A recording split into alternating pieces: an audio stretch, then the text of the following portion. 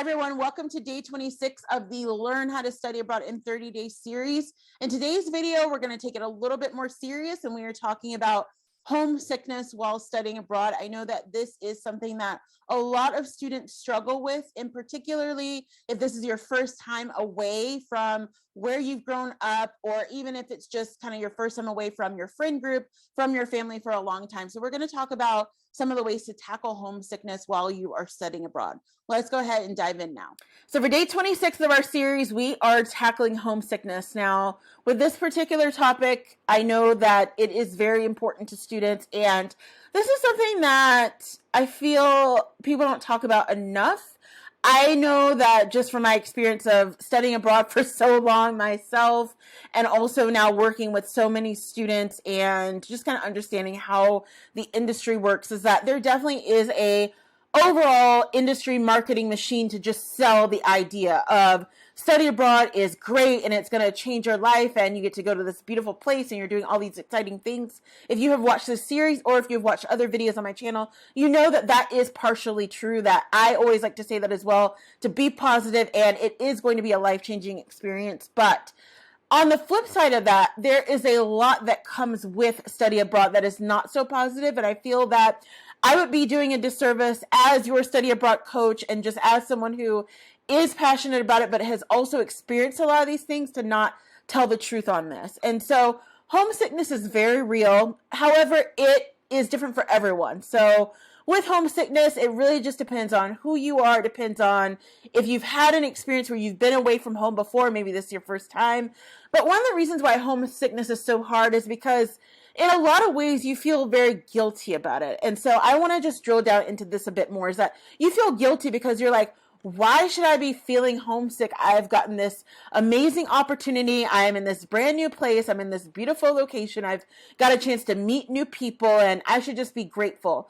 But you have to remember that you are a human. You're having a human experience, and you didn't just leave all of your emotions back at the airport when you left. You're still who you are when you left home. And so it's okay to be homesick because, again, as we talked about, you're going through a lot of different changes. And this is something that I talk about in the mini course that I have linked below called Surviving Your First Month Away of Study Abroad. If you have not had a chance to access this free course, definitely go ahead and download that. But we drill deeper into homesickness specifically in a module because I like to walk through it because students often don't sort of put two and two together that you are going through a huge shift in your life. Now, of course, it is within context. If you're just going for, let's say, a J term, so January term, or a Maymester where you're going for a couple weeks, it's not going to be that big of a deal to you. But for the average student who is spending a semester or longer abroad, this is a huge shift because it's a huge shift to everything that you know.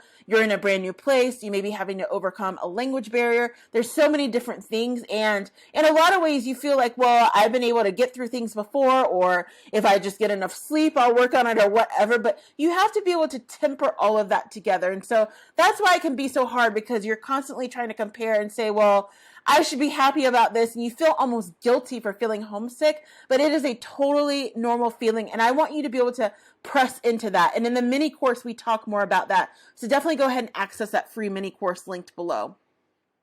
So as I sort of mentioned a little bit ago, there are definitely levels to homesickness. And again, I always like to say that it depends on where you're kind of coming from. So if you are someone who, like myself, you had, maybe already lived away from home before you studied abroad, you may not be as homesick. You're still going to be a little bit homesick because, again, homesick is not just about I miss being home with my family. It's about I miss being home in my country where things are normal to me, and I kind of know how everything works. Suddenly I'm in this different place. Whereas you could be on the other end of the spectrum, or maybe this is literally your first time leaving home. So maybe you were doing online school, or maybe you went to college or university right in your hometown, and this is your first time going somewhere. The other thing too is that it really depends on who you are. Maybe you are someone who you have a lot of friends at home, you have a very large social group, and so suddenly that has been taken away from you in a sense. You wanted to go study abroad, but the people who you know are not coming with you. And so you suddenly feel that loss there. It could also just be too, maybe you're not really feeling the location that much. You haven't felt like you've been able to get settled in. Maybe it's really hard for you when you go out to overcome the language barrier. So there's lots of different levels to homesickness. For a lot of students, that typically is only going to last for, let's say, a couple days to maybe a couple weeks. And then they sort of, as they get settled into their routine, they go ahead and they're fine. For a lot of students, that feeling never goes away. And as you are getting ready to embark on this process, I just want to say that there is nothing wrong with that. Within the mini course, I do link to some free resources as well. So the mini course is free, but I also link to some free resources that talks more about mental health and just outreach of overall wellness, because that is definitely important. And we don't want anyone to be suffering in silence. We want to be the last resource is for you to want to go home. We don't want you to do that, but I want you to be able to navigate your homesickness in a way that even if you feel like you're dealing with it every single day, that you can still make the most out of your program. So definitely check out the free resources in the free mini course on homesickness, but we definitely want to keep talking about it. And so I know that homesickness can definitely feel overwhelming just to even think about it. But just keep in mind, as I mentioned in the video, that this is something that most students struggle with, and you have a lot of resources available to you to be able to cope with it. So definitely keep those in mind. I also want to share with you my free mini course, Surviving Your First Month of Study Abroad.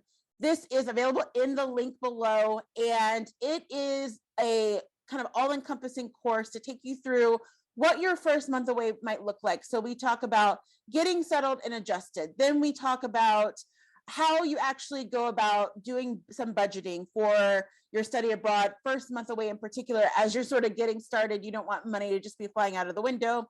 There is also a full module in there about homesickness. We talk more about safety as well, and then just how you actually thrive and survive. You make friends, you network while you are studying abroad. So definitely check that out, as linked below.